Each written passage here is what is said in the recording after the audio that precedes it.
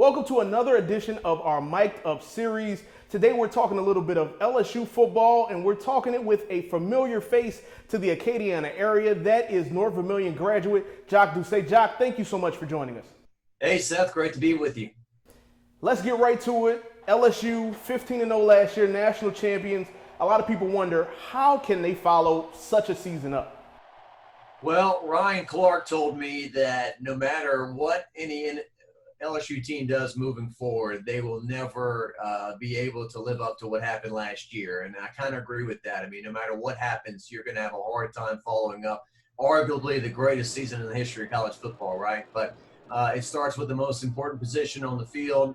Miles Brennan, from what offensive coordinator Steve Ensminger and others told us, was looking pretty good during the first three practices of spring, was beginning to assert himself. I think what Miles has to prove to his teammates and his coaches is that he truly loves the game of football, that he is all in, all invested, and certainly backing up Joe Burrow the last 2 years. He's had a chance to observe a guy who was simply possessed with the game of football and possessed with defeating all comers. So it starts right there. Obviously, it would have been nice for Miles Brennan to have a spring under his belt as a starter. It would have been nice for the entire offense to work together, but we all know what happened. And so we're just kind of taking it day by day in this new strange world and wondering what the season will look like and how many fans are going to come to games and will we have all the games. And people ask me questions every day, and really I don't have any answers at this point. I don't know if anybody has the answers. You mentioned Brennan, and obviously he's the first name that comes up when you talk about LSU in 2020 and how can he fill the shoes of Joe Burrow. But is it about filling the shoes of Joe Burrow, or to you would it be more about him just coming in and making his own imprint? Well, if I was Miles Brennan, I know it's hard these days, but I would totally stay away from Twitter. I would totally stay away from social media. I would work on being the best Miles Brennan I can be. If I throw for 250 yards or 200 yards or even 150 yards and we win the game, Tigers win. And so he's got two great places to start.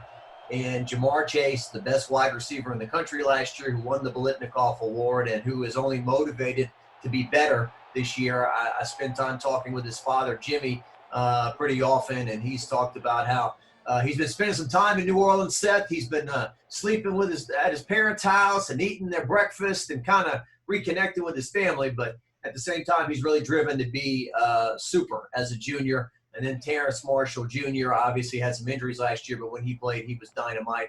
And Seth, they're really high on this Eric Gilbert coming in, this true freshman tight end.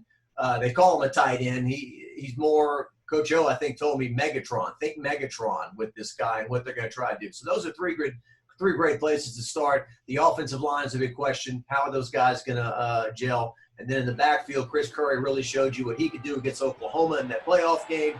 And then Tyrion Davis-Price is going to be a wrecking ball, I think, when he gets the football. John Emery, I think, needs to work harder and needs to focus a little bit more. But he certainly has all the talent in the world to be a star at this level if he dedicates himself to his craft.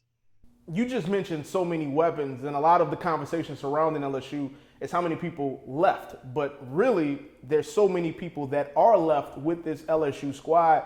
And another thing that people mention as well, coaches are gone. Joe Brady is off to the Carolina Panthers. Will the offense go back to the way that it used to be, stagnant, not really flowing the way that it did in 2019? But for you, you feel like this offense, the way that they operate as an offense, is here to stay, correct?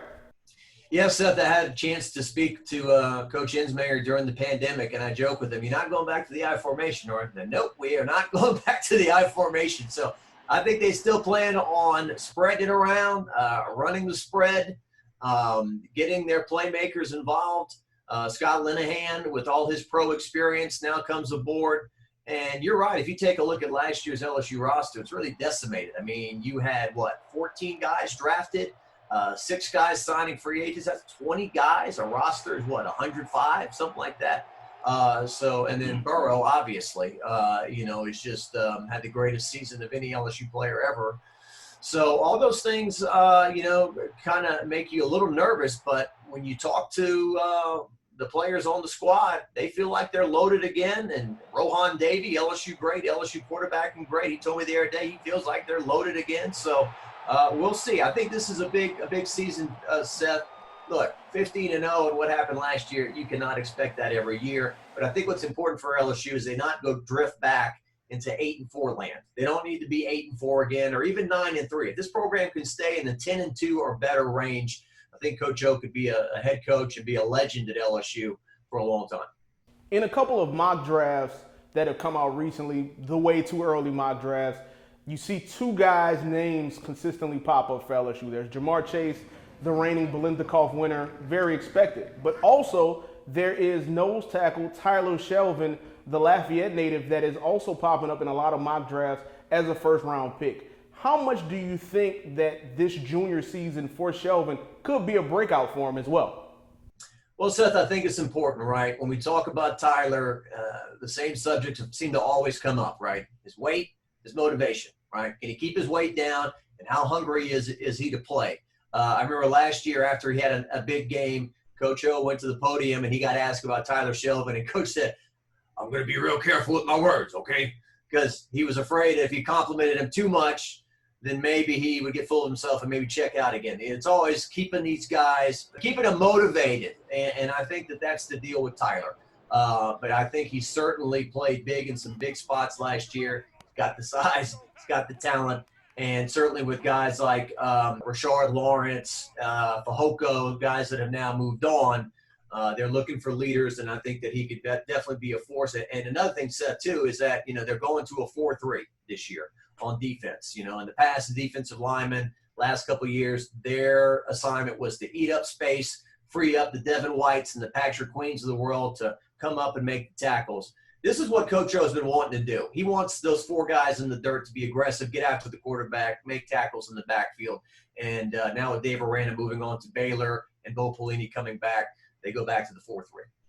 And I was going to ask, that was going to be my next question, was about Bo Pelini coming over and reinserting the 4-3 defense that honestly a lot of LSU fans are accustomed to. I know Coach Orgeron has always coached 4-3 defensive linemen.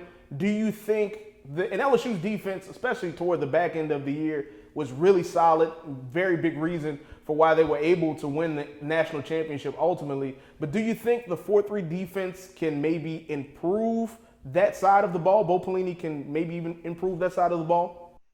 Well, the defensive linemen are certainly excited about it. And I spoke to Rashard Lawrence one day when he was running the levy, and he was jealous. He's like, man, I wish I could have played in this defense. And Rashard also talked about, Rashard is very intelligent. He talked about the 2011 team. That was a 4-3 team, right? When you had the Michael Brockers, the Sam Montgomerys, the Kiki Mingos.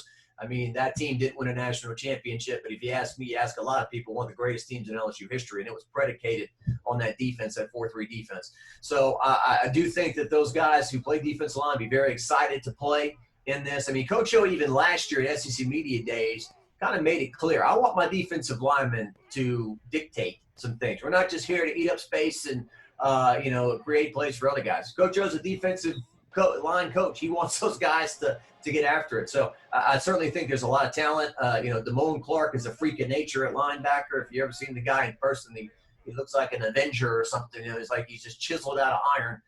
And then some other guys back there.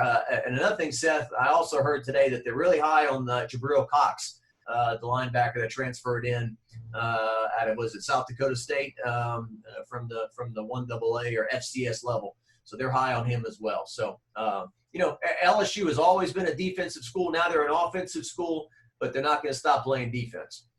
LSU has always been a defensive school. You can argue they're an offensive school now, but what hasn't changed is DBU. And the person that stood out the most from DBU last year was Derek Stingley, a first-team All-American in his first year on campus unanimously. So how can a guy like that, a Baton Rouge native, follow up a freshman campaign like he had? Well, I think he's got great parents, and I think he's got a great dad who will keep him hungry. I believe his dad's a coach at Dunham, where Derek Stingley Jr. played.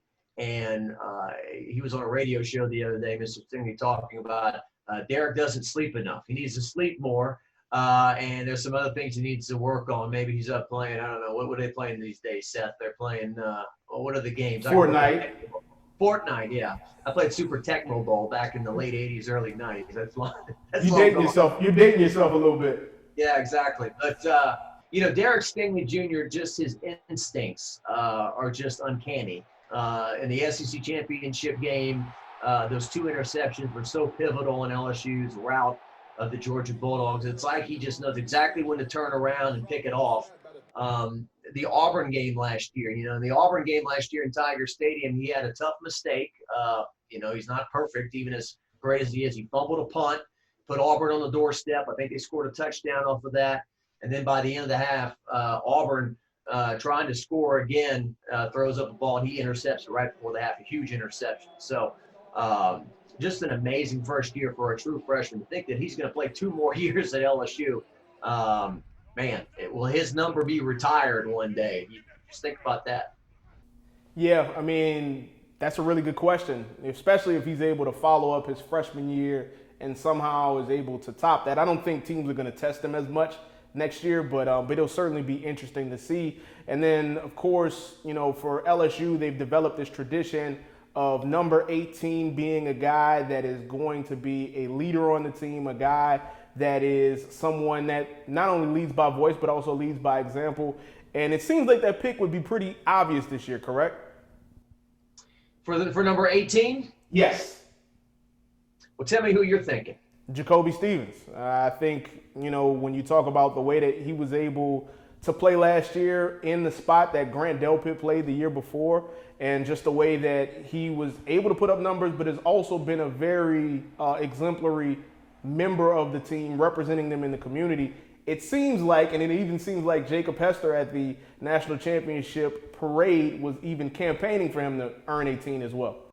Yeah, that's a good call. I hadn't really thought a whole lot about who's going to be number 18 this year, but that makes a lot of sense. Certainly, Jacoby Stevens last year put up some monster numbers. There's always been some debate about the fans. Is he really a linebacker? Should he be playing a linebacker? Certainly, I think the closer he plays to the line of scrimmage, the more impactful he is. He certainly has the build to take on anybody who breaks free from the initial defense there. So I think his coverage skills have always been kind of the question, if he can improve on those a little bit. But certainly, yeah, very happy that he's returning. And you're right, at the national championship celebration in the PMAC, when he announced he was coming back, that got a huge roar from the 14,000 people that were packed in that building that day. So looking forward to covering him again this season. Yeah, it should be very interesting to watch how he's able to progress next year too. My final question is, we spoke about this a little bit at the beginning, but for LSU fans, what's a realistic expectation of a record of production going into 2020? Like you said, it's not going to be 15-0.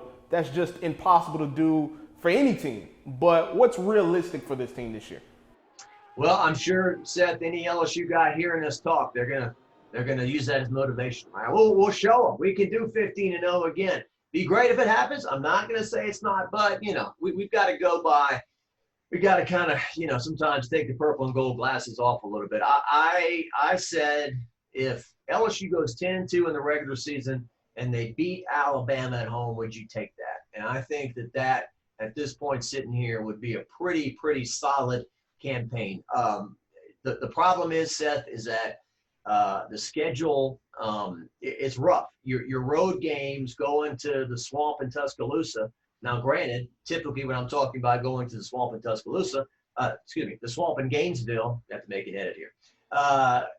LSU going to the Swamp in Gainesville, typically when I'm talking about that's going to be 90,000 people screaming and yelling at you. Now, how many fans are going to be let into this game this year? Who gets in? Who doesn't?